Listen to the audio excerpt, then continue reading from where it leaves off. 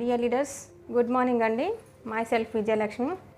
ఈరోజు నేను ఈ వీడియోలో ఏ టాపిక్ డిస్కషన్ చేయబోతున్నానంటే మిడిల్ క్లాస్ వాళ్ళ యొక్క సగటు నెలసరి ఆదాయము, వాళ్ళ యొక్క ఖర్చుల గురించి మాత్రం నేను ఈ వీడియోలో డిస్కస్ చేయబోతున్నాను అనమాట. ఓకేనా, లాస్ట్ వరకు చూడండి. ప్రతి 20 సంవత్సరాలలో మన యొక్క ఖర్చులు 10 రెట్లు పెరుగుతున్నాయి.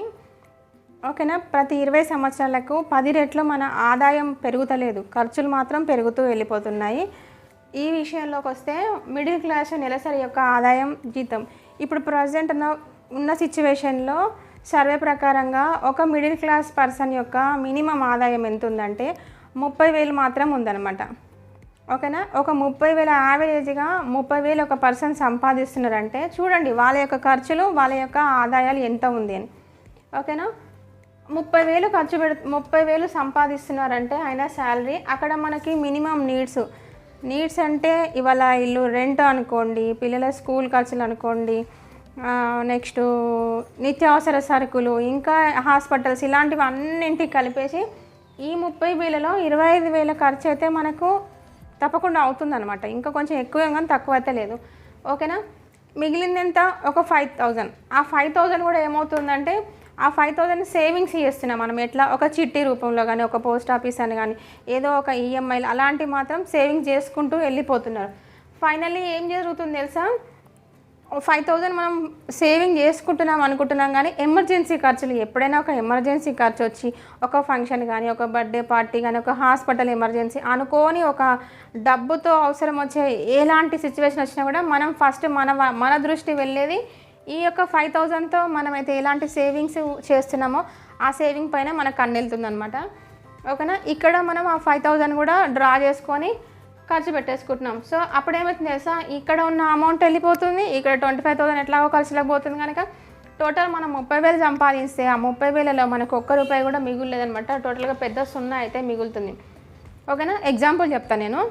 ఇవాళ మన నిత్యావసరంగా సరుకులు మనం ఇక్కడ ఎలాంటి ఇన్వెస్ట్మెంట్లు ఎక్కడా పెట్టలేదు, అనవసరమైన ఖర్చులు కేవలము పిల్లల్ని. అప్పట్లో మిడిల్ క్లాస్లో నలుగురు కాదు 10 మంది పిల్లలు కూడా ఉంటుండే అనమాట. ఇవాళ కేవలం ఒక నలుగురికి మాత్రమే మనకు ఈ ఇన్కమ్ సరిపోతలేదు. ఎగ్జాంపుల్ చెప్తాను నేను. పాతకాలం మీన్స్ ఒక 1940స్లోకి వెళ్ళిపోదాం. 1940లో ఒక ₹10 ఉంటే 10 మంది పిల్లలతో కూడా ఒక ఫ్యామిలీ ఈజీగా రన్ అవుతుంటుండే. తర్వాత 1960లో ₹100తో ఒక ఫ్యామిలీ ఈజీగా రన్ అవుతుండే. అప్పుడు 10 మంది ఉంటుంటే ఇక్కడికి వచ్చేసరికి ఒక 8 మంది అట్లా అయిపోతుండే అనమాట. మీకు తెలుసు 1916లో ఒక ఇంట్లో ఒక్కొక్క పర్సన్కి, ఇప్పుడున్న ముసలి వాళ్ళు, ఓల్డ్ ఏజ్ వాళ్ళకి అడిగితే ఎంతమంది పిల్లలు అంటే నాకు 5, 6, 10 మంది చెప్పేవాళ్ళు చాలామంది ఉన్నారనమాట. ఇప్పుడు అలాంటిది లేదు. అయినా కూడా అప్పుడు అంతమందితో ₹100తో వాళ్ళకి నెలసరి ఒక ఆదాయం సరిపోతుండే. ఏ రోజు వాళ్ళకి అప్పులు అలాంటివి లేవు. కానీ ఇంకా 20 సంవత్సరాల తర్వాత 1980స్లో మీన్స్ ఇంకా అప్పుడు ఒక ₹1,000తో సరిపోతుంటుండే. ఆ 1980లో వచ్చేసి ఇక్కడ చాలామంది వీడియో చూసే వాళ్ళు తెలిసి ఉండొచ్చు, 80స్లో ఉన్న వాళ్ళు కూడా చూస్తారు కదా. అప్పుడు ఒక 4 లేదా 5 లేదా 3 ఫ్యామిలీలో.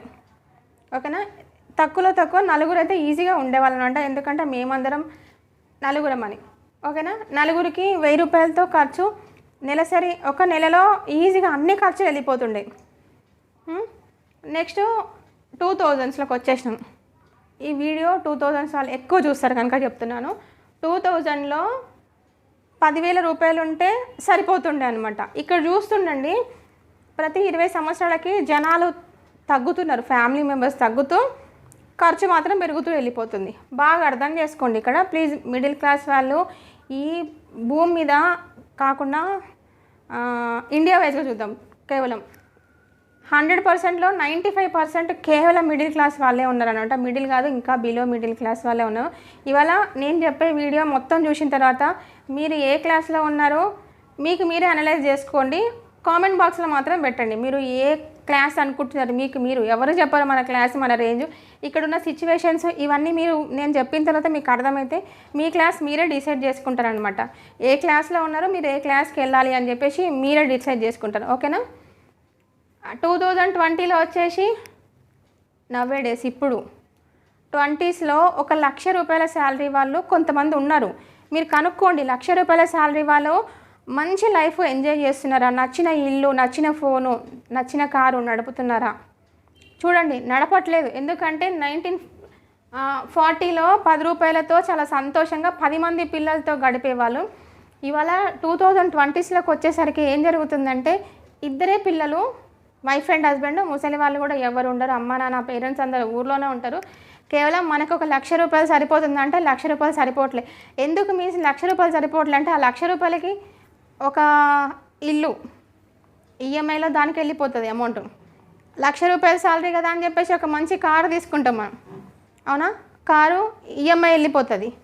నెక్స్ట్ జనరల్గా మామూలుగా నడపడం కోసం అని చెప్పేసి ఒక బైక్, ఆ బైక్ ఈఎంఐలోనే వెళ్ళిపోతాయి. ₹1,00,000 శాలరీ ఉన్న ప్రతి ఒక్కరు బైక్ ఈఎంఐలు అన్నింటికి ఈఎంఐల ఖర్చు పోగా ఫైనల్గా వాళ్ళకి 5వ తారీఖు 10వ తారీఖు లోపు వాళ్ళ అకౌంట్లో ఎంత ఉంటుందో ఇక్కడ 1,00,000 శాలరీ ఉన్న వాళ్ళు చూసి ఒకసారి కామెంట్ బాక్స్లో కామెంట్ పెట్టండి, మీకు 1,00,000 నిజంగా సరిపోతుందా? ఎందుకంటే నేను చాలామందిని చూసిన అనమాట, 1,00,000 శాలరీ కూడా సరిపోతలే వాళ్ళకి. 2040లో మనకి ఇంత కావాలి, అర్థమవుతుందా? ఇప్పుడు చూడండి, ప్రతి 20 సంవత్సరాలకి ఒక్కో జీరో పెరుక్కుంటూ వస్తుంది. ₹10 సరిపోయింది, ₹100 సరిపోయింది, 1000, 10,000. ఇవాళ ₹1,00,000 కూడా మనం ఇంత కష్టపడుతున్నా కూడా ₹1,00,000 వచ్చే పర్సన్కి అన్ని ఖర్చులు వెళ్తలేవు అనమాట. ఇంకొక నచ్చిన లైఫ్ లీడ్ చేయలేకపోతున్నారు, ఒక మంచి కారు తీసుకోలేకపోతున్నారు, ఈఎంఐ లేకుండా ఒక హాస్పిటల్ ఎమర్జెన్సీ ఇలాంటివి ఏమున్నా కూడా చేయలేకపోతున్నారు అనమాట. ఓకేనా? ఎందుకంటే అప్పట్లో జనాలు ఎక్కువ ఉన్నారు, మంచి ఫుడ్డు, మంచి వాటరు, నెక్స్ట్ మంచి ఎన్విరాన్మెంట్, అన్ని రకాలుగా గాలి, నీరు, ఆహారం అన్నీ బాగుంటుండే అనమాట. ఆర్గానిక్లో ఉండి అప్పుడు 1940లో ఉన్నప్పుడు. ఇవాళ వచ్చేసి 2020లో టోటల్ పొల్యూషన్, అర్థమవుతుందా?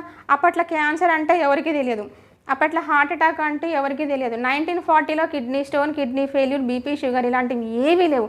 బట్ ఇవన్నీ ఈ రోజు కరికే 2020స్లో అన్నీ మనకి అటాక్ అవుతున్నాయి అన్నమాట. ఓకేనా? ఇట్లా లో క్లాస్ వాళ్ళకి, హై క్లాస్ వాళ్ళకి, మిడిల్ క్లాస్ వాళ్ళకి తేడా ఏంటంటే, లో క్లాస్ వాళ్ళు ఏం తెలుసా, మంచి ఫుడ్ తినడం కోసం ట్రై చేశారు. వాళ్ళ ఆదాయం వచ్చేసి మినిమం లక్షల్లో ఉంటుంది కనుక వాళ్ళు ఉండే ఎన్విరాన్మెంట్ కూడా చాలా పీస్ఫుల్గా ఉంటారు అనమాట. ఇలా మనలాగా బిల్డింగ్ లోపల కంజెస్టెడ్గా మాత్రం ఉండరు. వాళ్ళకి మంచి ఆక్సిజన్ ఉండే ఇల్లు కోసం వెతుకుతుంటారు, ఇంట్లో కూడా ఆక్సిజన్ చేసుకోవడానికి కూడా వాళ్ళు సిద్ధపడతారు అనమాట. ఇవాళ మిడిల్ క్లాస్ వాళ్ళకి అన్ని రకాల డిస్టర్బెన్స్లు, ఓకేనా? మిడిల్ క్లాస్ వాళ్ళకి అన్ని రకాల డిస్టర్బెన్స్లు. వాళ్ళు ఏం చేస్తున్నామంటే, మనము మంచి గాలి కొనుక్కోలేము, మంచి వాటరు, బాగా మంచి వాటర్ అంటే ఒక బిగ్ సెలబ్రిటీ అయితే ఒక ₹500 లీటర్తో వాటర్ కూడా తాగలుగుతున్నాడు. అలాంటి వాటర్ మనం కొనుక్కోలేం. మంచి ఆర్గానిక్ ఫుడ్ తీసుకోలేం, ఎందుకంటే మిడిల్ క్లాస్ మనకు వచ్చే ఆదాయం, మన ఖర్చులు వీటికే సరిపోతుంది. ఇంకా అంత రాయల్గా మనం బతకలేమన్నమాట. ఎందుకంటే 95% ఈరోజు పూర్ పీపుల్సే ఉన్నాం, మిడిల్ క్లాస్ వాళ్ళేమో ఉన్నాం. 5% మాత్రము మంచి క్లాస్ వాళ్ళు ఉన్నారనమాట. వాళ్ళలాగా మనం బతుకు లీడ్ చేయాలన్న ఆశ చాలామందికి ఉంటుంది, బట్ చేయలేకపోతున్నామంట. ఎందుకంటే మనకు అంత మంచి సోర్సులు.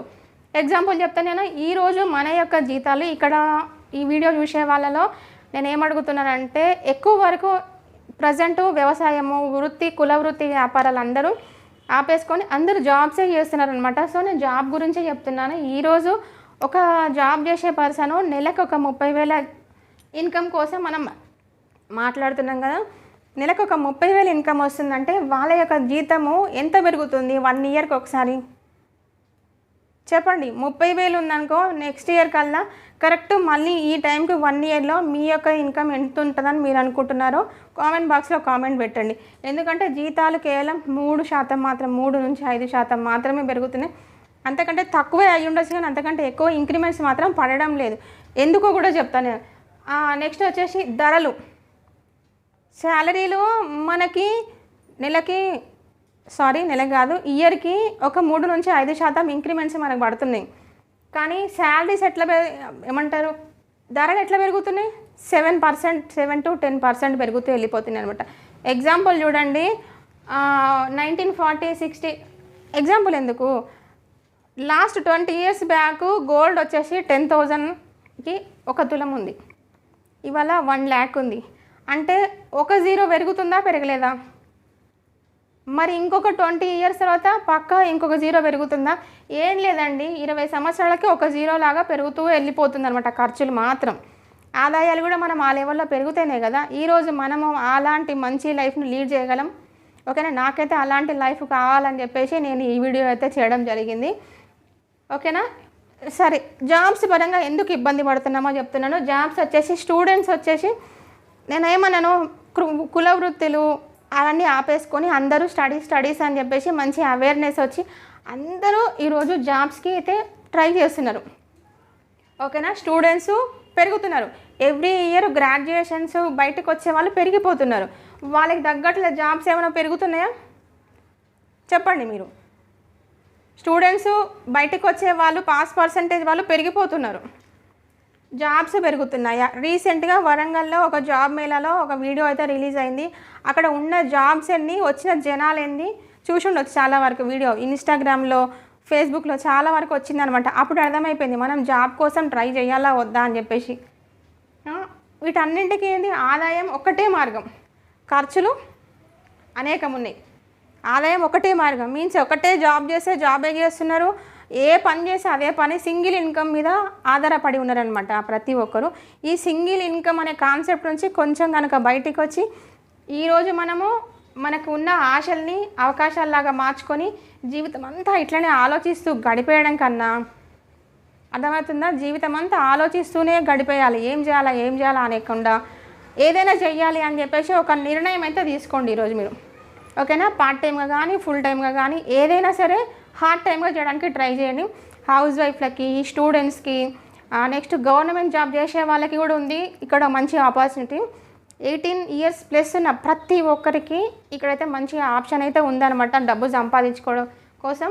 ఈ జీరోని 20 సంవత్సరాలకు ఒకసారి ఒక జీరో పెరగాలని చెప్తున్నాను కదా, ఈ జీరో పెరిగే మార్గం అయితే మా దగ్గర ఉంది.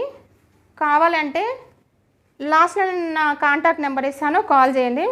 గవర్నమెంట్ జాబ్ చేసే వాళ్ళ గురించి నేను ఎందుకు చెప్తున్నానంటే, గవర్నమెంట్ జాబ్ చేసే వాళ్ళకి ఒకప్పుడు రిటైర్మెంట్ అయిపోయిన తర్వాత డబ్బులతో పాటు రిటైర్మెంట్ అయిపోయిన తర్వాత మంత్లీ పింఛన్ వస్తుంటుంది. అట్లాంటి పింఛన్స్ చాలా వరకు తీసేసారు అనమాట. వాళ్ళు కూడా ఇవాళ ప్రైవేట్ జాబ్తో మాత్రమే ఈక్వల్. ఓకేనా. గవర్నమెంట్ జాబ్ చేసే వాళ్ళని చాలా వరకు చూసిన నేను, వాళ్ళు కూడా ప్రైవేట్ జాబ్తో ఈక్వలే అనమాట. ఎందుకంటే వాళ్ళకి జాబ్ తర్వాత రిటైర్మెంట్ తర్వాత మళ్ళీ వాళ్ళు వేరే సోర్స్ వెతుక్కోవాల్సిందే. సో వాళ్ళు చేసుకోవచ్చు, ప్రైవేట్ టీచర్స్ చేసుకోవచ్చు, హౌస్ వైఫ్లు చేసుకోవచ్చు. మంచి ఎవరికైతే ఎక్స్ట్రా ఇన్కమ్ కావాలి, నాకు ఈ ఇన్కమ్తో సరిపోవడం లేదు, ఏజ్తో సంబంధం లేదు, 18+ వచ్చిన ప్రతి ఒక్కరు, ముసలి వాళ్ళైనా సరే ఎవరైనా సరే, ఇక్కడైతే ఒక మంచి అవకాశం అయితే ఉంది. కావాలంటే కింద స్క్రోల్ అవుతున్న నెంబర్కి అయితే కాల్ చేయండి. ఓకేనా. Thank you very much. Zero పెంచుకోవడం కోసం ట్రై చేయండి. ప్రతి 20 సంవత్సరాలకు ఒకసారి మన యొక్క సగటు నెలసరి ఆదాయము జీరో పెరుగుతూ వస్తుంది. మీ ఇన్కమ్ కూడా ఈ జీరో కనుక పెరగాలంటే కింద స్క్రోల్ అవుతున్న నెంబర్కి కాల్ చేయండి. Thank you. బాయ్.